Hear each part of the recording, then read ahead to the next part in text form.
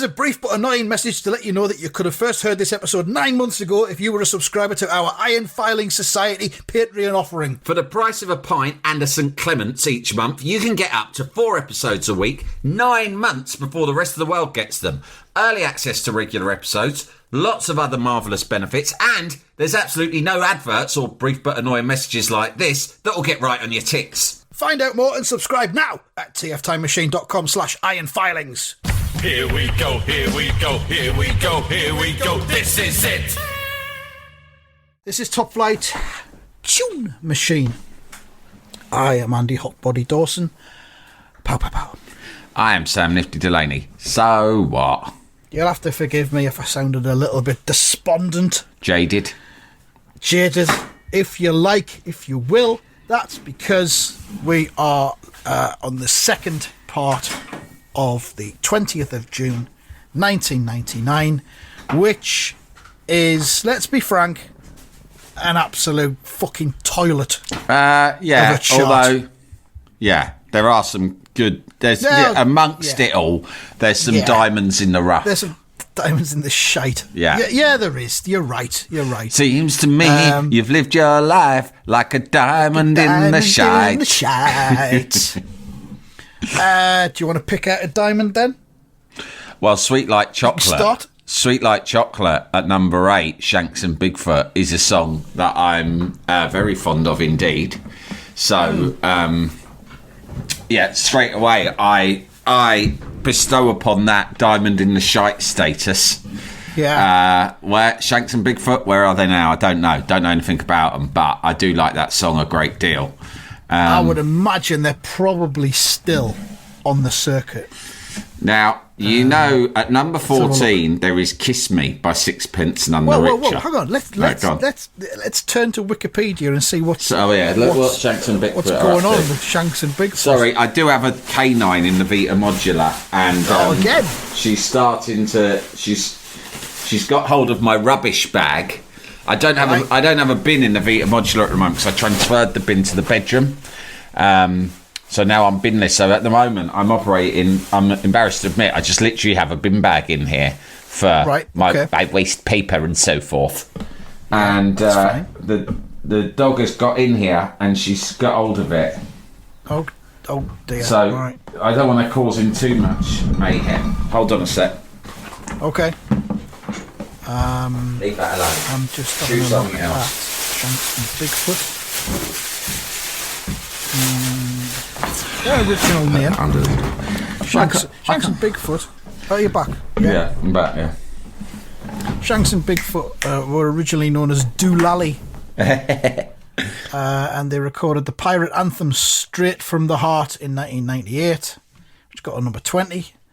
And Sweet Like Chocolate was easily their biggest hit, and they brought out Straight from the Heart again as Shanks and Bigfoot, and then a couple of other attempts. There doesn't seem any activity really for over 20 years from Shanks and Bigfoot. Well, they'll be doing Butlins and the rest of it. I mean, look, there's a song in this chart by a close personal friend of mine, and someone who you're familiar with, and I'm sure you've met on more than one occasion. Yeah. Which of course is Fats and Small. Ben Afayadu being Vanessa's other half. Top bloke, not fat at all. I don't know why he ever had that as a nickname. I can't remember. He explained it to me once. But have you met his partner in the group? Never met him. But I wonder how small he is. If that's ironic as well. If he's not actually small. He. One thing about Ben is he will sing this song at the drop of a hat, and I really love him for it because like most people, they're known for one or two songs in particular, and if they get asked to do them, they're like, "Oh God, I'm sick of doing that. I want to play. I want to play you more to my oeuvre." Yeah, than that song. I would much rather perform for you now my jazz tinged work that I've been doing. It's like, Sting, we don't want to hear the jazz. Do Roxanne and shut up. Would you not prefer me to do This Time Around, which reached number 15 in 2001? No. And or Change, which got to number 45. Very, very underrated, I thought. I'm not also in 2001. I'm not exaggerating when I say you will rarely spend time in Ben's company without him at some point breaking into "Got to Turn Around." Yeah. But he's got a lovely voice, and it's a pleasant song. Now, he often finds himself on the old Butlins circuit doing classics. I mean, I think it was reported in the paper, a particularly adventurous weekend he had there was up the Butlins. Wasn't there? Yeah, not so long ago. And who was he with? Dane Bowers was there, pretty sure. Go. Of course he was. In trouble. Bizarrely, Paul Danan wasn't there. Where were you, Paul? That was the headline. He must have been absolutely gutted when he read that. What? Ben Afeyedu and fucking Dane Bowers have been out large in it. Weirdly not involved. Next I'm going to hear Darren Day was there as well. And Dean Gaffney. Darren Day. The Daymeister. Yeah. So... And Duncan from Blue. All the Ds. Dean, Duncan, Darren and Dane. The 4 Ds of the 4 D men of the apocalypse. That feels like a concept. It does. Take that on the road. Yeah. So they're. Shanks and Bigfoot will probably be on the same circuit. I'll ask him. I'll text him and say, "What are Shanks and Bigfoot up to nowadays?" He'll probably text back and go, "I'm with them now. Yeah, we're at Starbucks. Come down. We're at Pontins." Yeah. Yeah. So I tell you what, there doesn't seem to be a lot of Shanks and Bigfoot action. Somebody tweeted a while ago, I sometimes wonder what became of Shanks and Bigfoot, and I don't think they've got any kind of sensible reply, which is a shame.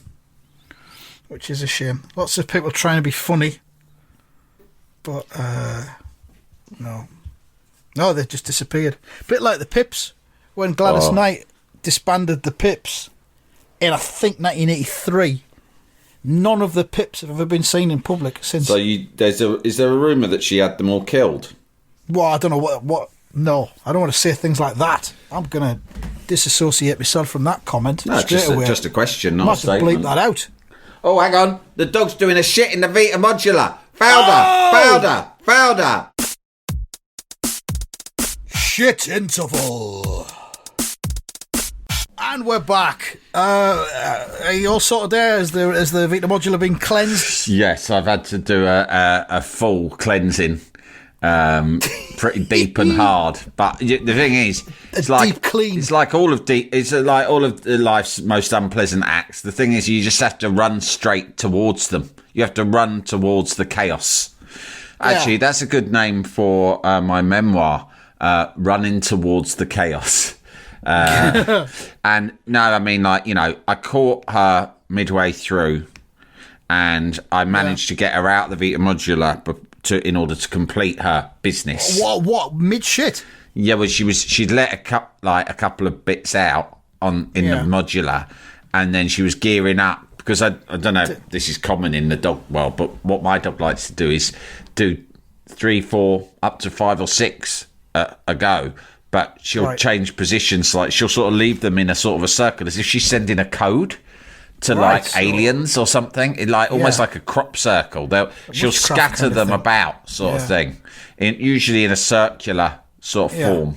And she was beginning that, and I managed to sort of, between 2 sort of separate efforts, get her out, and she finished out there, and then I just thought, well, there's no point fucking around. I have to just go and get all the equipment and run at this. So I've done it. Yeah.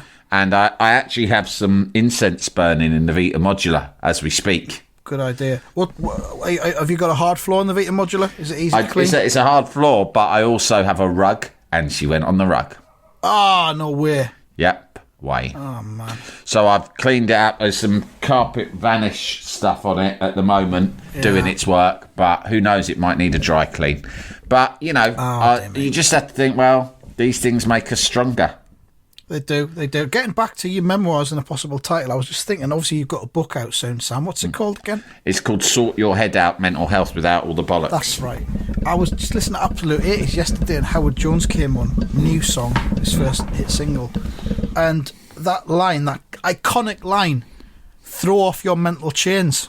Oh, I just yeah. thought, why did Sam not call his book Yeah, that? throw off your mental chains. Yeah, actually, in our song, "Living Out Loud," I think there's a line about it's society's shackles. So it's similar. Yeah. We promised Delaney and Dawson are going to show you how to live to be free of society's shackles. Yeah. Yeah, I'm not telling you how to title your book or anything, but I thought a nice alternative title. Well, maybe the next one. Maybe the foreign territories. Yeah, if it's not too late. Exactly. So you often have to change it for America. Sort your head out. We don't get that. The audience won't get it. You've got bollocks written on the cover here. What's that? You know what, actually? I just went down to my local bookshop, Barnes Bookshop, which is a lovely little bookshop. You know, it's sort of twee. I know that sounds like a negative word to use, but it's sort of nice. It's a sweet little independent bookshop, and they're very friendly, and it's nice. And with previous books I've had out, I go down and try to do the old, I'm a local author, any chance of a window display, which they've done before, and they have local author, right?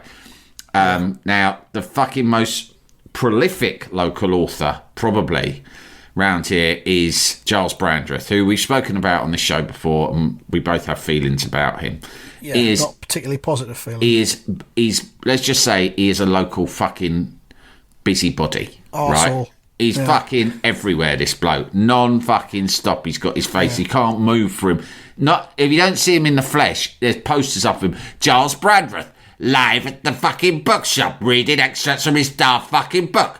Giles Brandreth at the fucking Barnes Pond, doing a fucking song and dance routine. Drives me round the bend. Anyway, he seems to have cornered it, so I thought, fuck this. I'm going down there. So I went down there and I said, listen, I've been touched and honoured to have a few people, including a lot of Cunters and IFS members, get in touch and say, how can I access a signed copy, right? So I thought I'll do a deal with Barnes Bookshop. So I went down to Barnes Bookshop and I said, listen, I got this book coming out. I'm a local author, right? If anyone asks me for a signed copy, I'm going to get them to order it from you. Right, and then I'll come down here and sign them and put the messages in, right? Yeah. And then you fucking send them off, and we're both fucking laughing, aren't we? And they were delighted. Oh yes, that would be great. Guess what they said though? Wonderful. Yes. Thank you for thinking of us. Yeah, they did. They said, oh, thank you very much. And I said, yeah, well, it works well for me as well because you handle all the thing. I said, and plus, I don't want to post them. I don't want to get them to do it because then it don't show up on my fucking book tracker sales results, right? Yeah, of course. So they go, yeah, it's good. And then they said, oh, do you have a copy? I said, I've only got one copy, which is true. I've only got one copy so far, me personally, right? I said, but I brought it down to show you. So they go, oh, yes, that's wonderful. And then I saw her eyes go down. But before that, she'd said, yes, we've done this for other authors. And she said, Giles Brandreth was here just recently signing some of his books. It worked well. And I was like, bet he was. if you... Listen, this was going quite well. And I fucking thought I would get through one local conversation, just once, without that cunt's name coming up. But no, you had to fucking mention it. All right, let's put that aside for now. And then I go, here's the book. And she goes, oh, great. And then her eyes drift down because she's just said, yes, and we'll put some in the window. And she's seen it fucking mental health out of the bollocks. And she said, oh, it was almost like fucking moving there. Oh, Miss Leather Hatchet, call the police. It was one of those, right? This is Operation Sex Pistols all over again. Yeah, but I think they seemed all right. But I said to my wife, who knows the book game better than me, she was outside with the dog. She said, what they say? I said, it's all right, but I don't know if they'll put it in the window because I could see her looking at the word bollocks a bit suspiciously. And she went, never mind that, you silly cunt. What are they going to think when you put out their email to all of the fucking cunters who want a signed copy, and they're going to be emailing that shop with the phrasing of the dedication they want? Ugh. A lot of them are going to be vulgar, aren't they, Sam? Vulgar, to say the fucking least. This poor shop with these lovely old women who run it are going to be inundated with blue language. Oh, my God. And language of the foundry. I don't know how they're going to handle it, but not my problem. Well, we've come a long way because there was a Nottingham record shop, I think it was Virgin Records in Nottingham, that was prosecuted for displaying Nevermind the Bollocks by the Sex Pistols in 1977. Wow. And now look at this. In the window. And now you've got Leafy Barnes and a delightful Twee bookshop who are possibly considering doing the same. I hope they don't ban me. 45 years on. I hope they don't ban me. Nice. At the end of the day, I'd be like, listen, it's not easy being an independent bookshop. I know I wouldn't be your first choice of author to have involved because I'm not ideal and my book has swearing and all the rest of it. And my readers are awful people who just want me to write swear words in the book for them. And I've subsequently realised I should have called it Throw Off Your Mental Chains, but it's nothing to do with that now. There are a lot of mistakes have been made on both sides. So far. But here we are. Here we are. You need the sales, I need the sales. Let's just agree to fucking collaborate on this, yes, deeply flawed, imperfect project. I'll be best to look to it.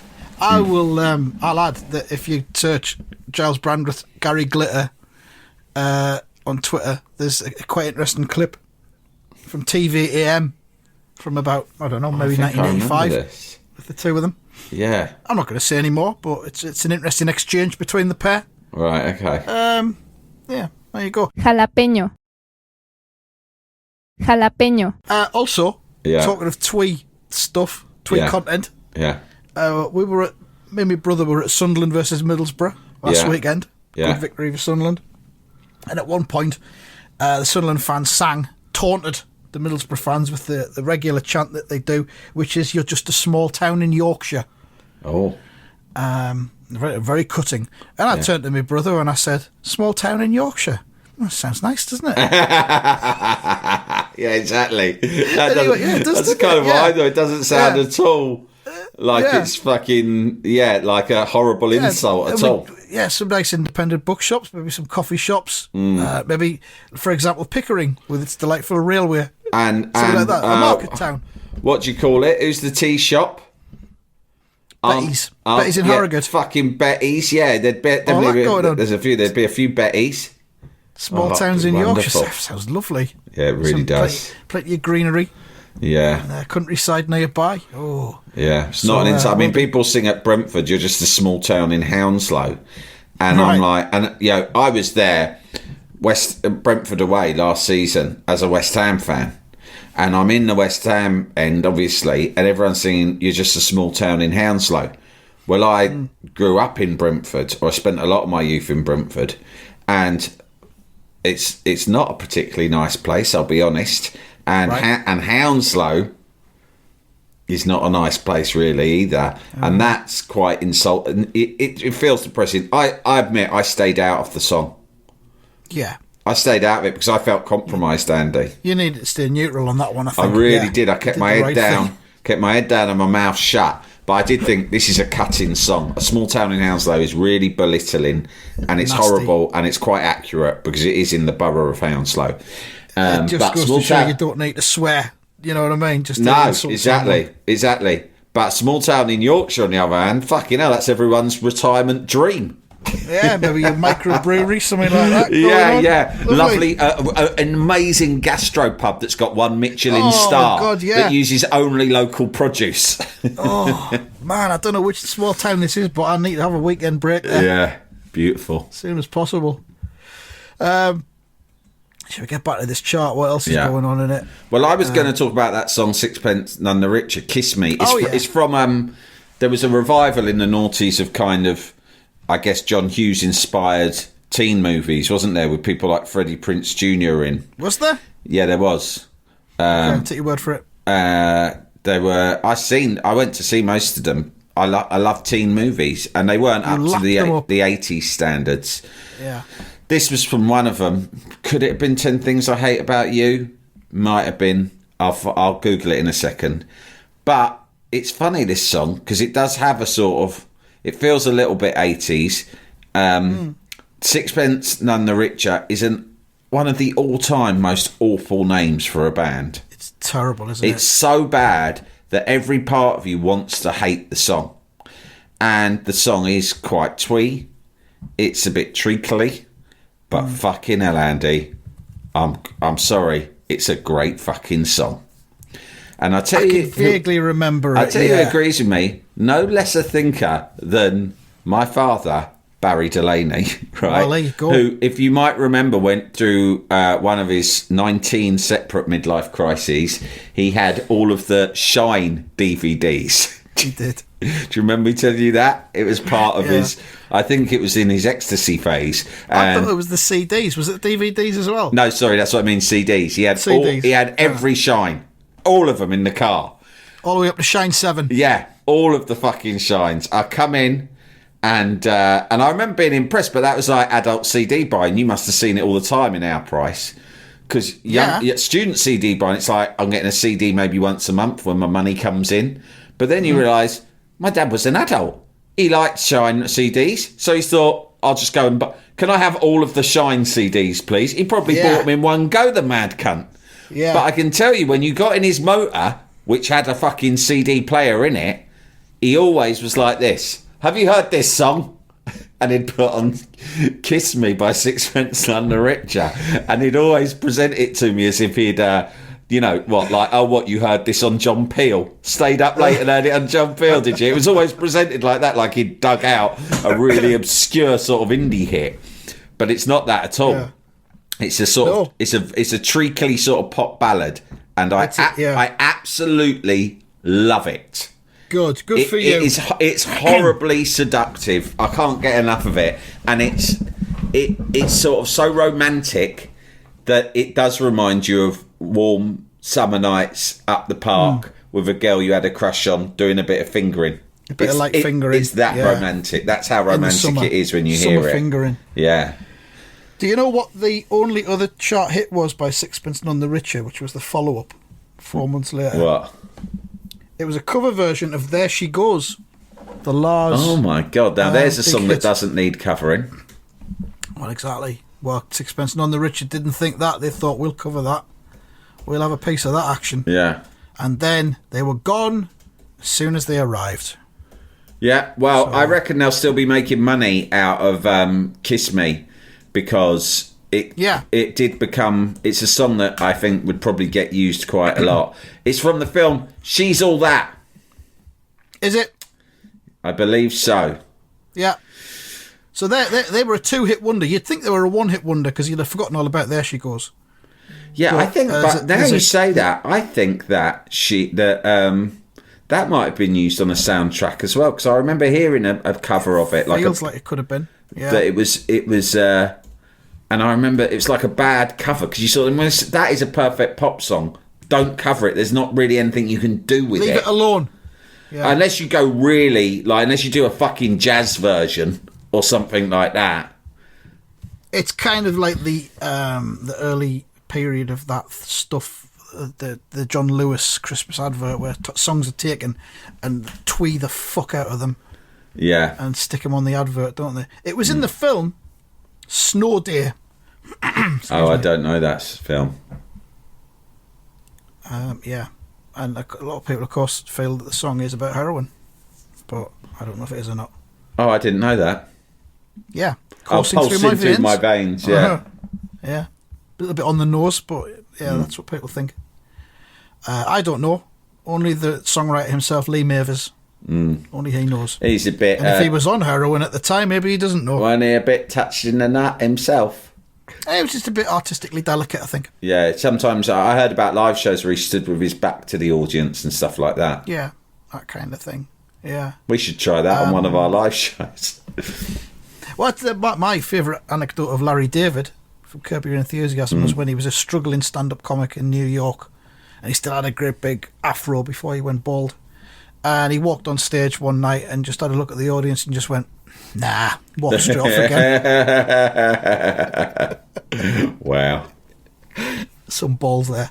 But getting to, from a two-hit wonder to a one-hit wonder, the New Radicals, You Get What You Give. Oh, it's a great song. I love this song. Yeah, it's brilliant. And New Radicals did that. Then they did a follow-up single called Someday We'll Know, which didn't make it in the top 40. There was an album, and then he just fucked off.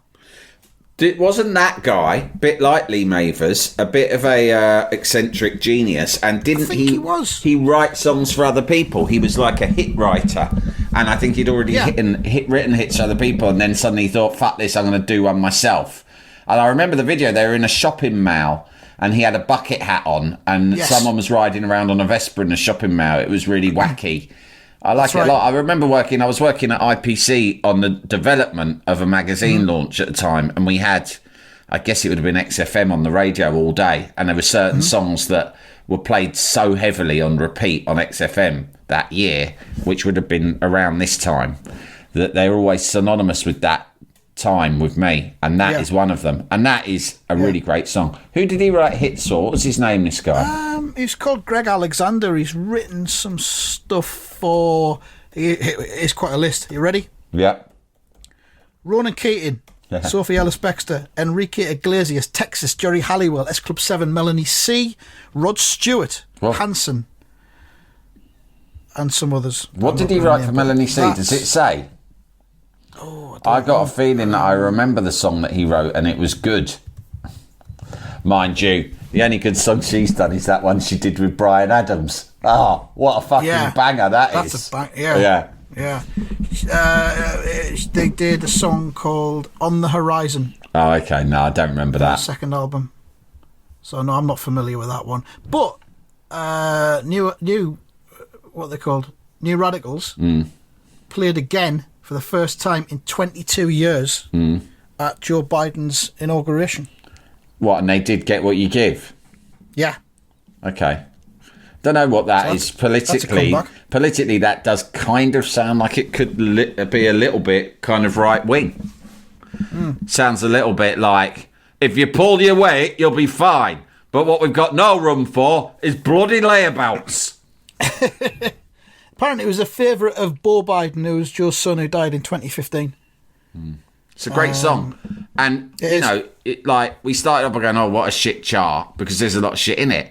But, so we've had Sixpence None the Richer, we've had Sweet Like Chocolate, we've had Get What You Give, which is really great. And there is also No Scrubs by TLC. I mean, fucking hell. Yeah. I know. I was totally wrong about this chart. There are some diamonds in there. Very, very strong. No Scrubs by TLC. I mean, every time TLC gets mentioned, we end up talking about Brian Eno's house, don't we? Yeah, don't worry, I won't do that again. Let's not go down that one again. But you've also got, a bit further down, Supergrass Pumping on Your Stereo. Love that song. It's a great pop song. Apparently, Gaz Coombs' new solo album is quite the piece of work. Well, I've been hearing the single a lot on Six Music. It's quite nice. But for me, his music's more serious, and it's hard for me to, you know. I mean, what I liked about Supergrass was, and this is a good example of it, is, you know, Pumping Stereo, daft upbeat. It was just sunshine pop. Yeah. I really like that. And I'm not saying I don't like serious pop music, but. Yeah, I don't know. Trying to get my head around it. I quite like it. It's growing on me. But yeah, I've only heard the single. I haven't heard the album. But yeah, a lot of his singles have been, a lot of his solo work has been highly praised, hasn't it? Yeah, it seems like a nice bloke. Getting a lot of plaudits. Is the word I think I'm looking for. He seems like a lovely fella. I've always liked the cut of his jib. Here's a song that I actually like, and I don't mind admitting. But you'll no doubt hate and get angry about. Let's see. Shall we? Canned Heat by Jamiroquai. I think that's a great song. I think, I don't know what it goes like. Jamiroquai, what's it? No, it wasn't the one he did for Godzilla. That was Deeper Underground. I can't remember what album this was on. I like Deeper Underground. I'll give you that one. This was when he'd gone from being trendy in the early 90s, and people forget. But in the early 90s, Jamiroquai people almost deny it now. But as far as the music press and the style press were concerned, and DJs all over the country, Jamiroquai was the trendiest fucking act there was, right? Like the white labels were like fucking gold dust, right? Yeah. And all the DJs who were like falling over themselves to fucking get hold of like the white label of When You're Gonna Learn, and all the face journalists and all these people who were creaming themselves over Jamiroquai, within a couple of years, were rewriting history like he's a manufactured pop act and we never want to touch him ever again. But he was really... and also, the problem is he started acting like a right fucking bellend. Didn't he? Yeah. And that put people off as well. And obviously the criticism held against him was he was so derivative. But what I liked was he was at least derivative of very good music, and it introduced some young people to 70s Stevie Wonder and other great stuff that they wouldn't have otherwise known about because it hadn't been referenced for quite a few years by other acts. Yeah. So I think that I think history's been quite unkind to him. And actually, it's not something that I'd listen to regularly, but Candy, it's just a good song. People say, well, it sounds like Stevie Wonder. And I'm like, yeah, that's why it's a good song. That's why it's good. Okay, I'll go and check it out after this episode. And of course, I mean, a lot of people hadn't heard Stevie Wonder, like you said. A lot of people hadn't seen anybody bouncing around wearing a North American headdress. No, exactly. For a while. So that was I didn't an know. eye-opener All I knew about Native American culture before Jamiroquai was just what I'd learned from Charlie Carter in Roy the Rovers. That was all I knew, and that was one perspective. But Jamiroquai brought a different perspective on the Native American experience to me, so that was good. Yeah. Unless there's anything else you really want to talk about in this chart, I think we're done with it. We'll try a new one in a couple of weeks because we have bled this one dry. And there's been a dog shit as well. And we've had a dog shitting in the middle of the episode, which has never happened before. Never happened. Hopefully it will never happen again, but who knows? I'm just looking outside the chart, see if there's anything I can see that's spectacularly good that wasn't in the 40 this week. Red Alert by Basement Jaxx. That was a good song. Yeah, I'm talking spectacularly good though. Oh. And that's not what I'm saying. Lift It High, All About Belief, the 1999 Manchester United squad. Again, no. I would say Blondie's Maria at number 81, which was their comeback single. That got to number 1, didn't it? I got to number 1. I think that's their biggest ever hit, which is quite weird because it obviously was years after their heyday. And that was 24 years ago now. 23 years ago. It's sort of weird, isn't it? Whoa. 24 years before that was 1975, and Blondie were just starting out in New York. And it feels like late period Blondie, but it's not. I don't know where I'm going with what this. was it, 25 years before that? 25 years before that was the Second World War, I think. No, it was 1950. And I believe, was that around the time that there was the Korean War? Something like that. Or England got beat by the USA in the World Cup. Of course, where MASH was set in the Korean War. And the theme tune was Suicide is Painless, which of course was covered by the Manic Street Preachers many years later. So think on. Is there a link to Blondie there? Think on. No, nothing at all. No. We've reached a dead end, and that feels like a good place to end this podcast. Thank you very much for listening, and as always, goodbye. Goodbye.